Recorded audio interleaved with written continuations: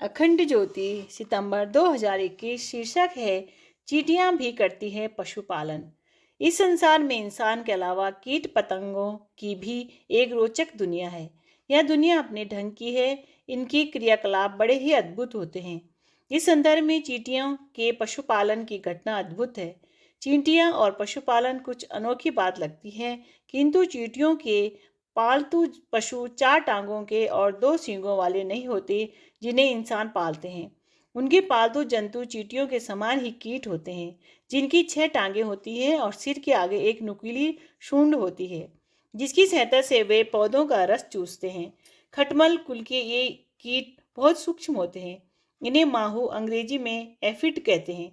वैसे तो माहू की लगभग 5,000 प्रजातियां पूरे संसार में पाई जाती हैं, किंतु समशीतोष्ण प्रदेशों में ये खूब पनपते हैं। इनका आकार इतना छोटा और वजन इतना कम होता है कि हवा इन्हें उड़ाकर एक स्थान से दूसरे स्थान तक ले जाती है। मादा माहू के पंख होते हैं और वे अपने बलबूते पर एक स्थान से दूसरे स्थान तक उड़कर जा सकती है। माहू की कुछ प्रजातियों का जीवन चक्र पौधों की दो अलग अलग प्रजातियों पर पूरा होता है। कुछ प्रजातियां एक ही प्रजाति के पौधों पर जिंदगी गुजार देती है।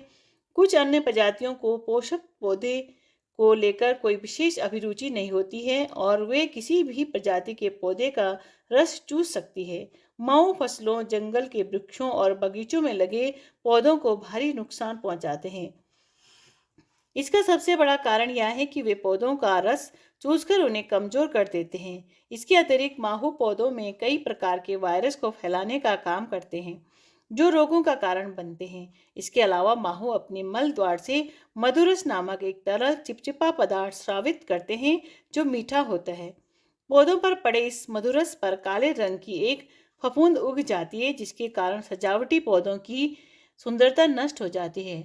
माहू का नियंत्रण काफी मुश्किल होता है, क्योंकि ये कई प्रकार के कीटनाशकों के प्रतिरोधी होते हैं।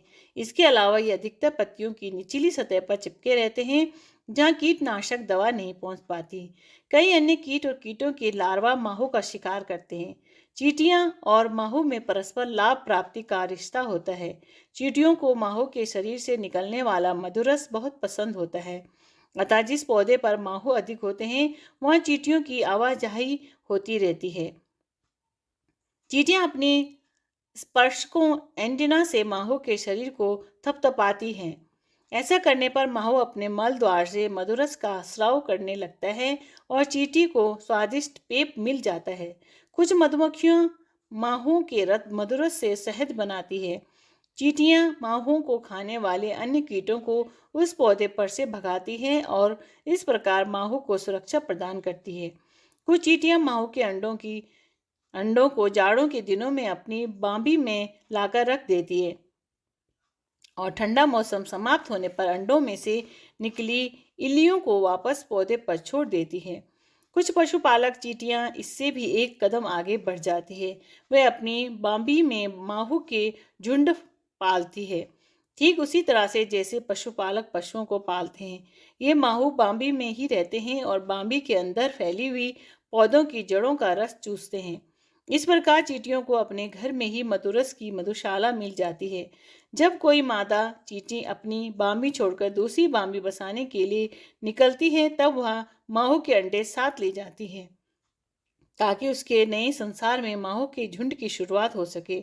पशुपालन की इस कहानी में एक रोचक मोड़ तब आता है जब कुछ चालाक प्रकार के कीट बांबी में घुसपैठ करते हैं। कुछ विशेष प्रजातियों की तितलियां उन पौधे पर अंडे दे देती है जहां चींटियां माहू को पाल रही होती है। इन अंडों से निकलने वाली इलियां एक प्रकार का रसायन छोड़ती हैं, जिसके कारण चींटियां उन्हें भी अपनी ही तरह की चींटियां समझने लगती हैं और उन पर हमला नहीं करती। ये इलियां चींटियों के पालतू माहुओं को खाती रहती है। इलियां को चींटी समझकर वयस्क चींटियां इन इलियों को अपनी बांबी में ले जाती हैं और उनके लिए भोजन जुटाती है।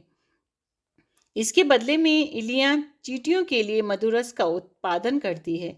जब इलियों की आयु पूरी हो जाती है, तब वे शंखी में बदल जाती हैं। शंखी बनने से पहले इलियां रेंगकर बांबी के दरवाजे पर पहुंच जाती हैं और वहां निष्क्रिय शंखी में बदल जाती है। 2 सप्ताह के बाद शंकी फट जाती है और तितली उसमें से निकल जाती है। अब चींटियों को पता चल जाता है कि उन्हें किस प्रकार धोखा दिया गया और वे तितलियों पर हमला कर देती हैं। किंतु तितलियों के पास इससे बचने का विलक्षण तरीका होता है। उनके पंखों पर एक विशेष किस्म का चिपचिपा पदार्थ लगा होता है, जिसके कारण चींटियों के जबड़े काम नहीं कर पाते और तितलियां सुरक्षित रूप से उड़ जाती हैं। कुछ माहू भी चींटियों के साथ धोखाधड़ी करने से बाज नहीं आते।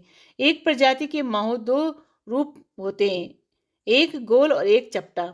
गोल रूप के माहों को चींटियां उसी प्रकार पालती है जैसे वे अन्य प्रजातियों के माहों को पालती है, किंतु चपटे वाले माहू धोखेबाज होते हैं। उनकी त्वचा में उसी प्रकार के रसायन होते हैं जैसे चींटियों की त्वचा में होते हैं।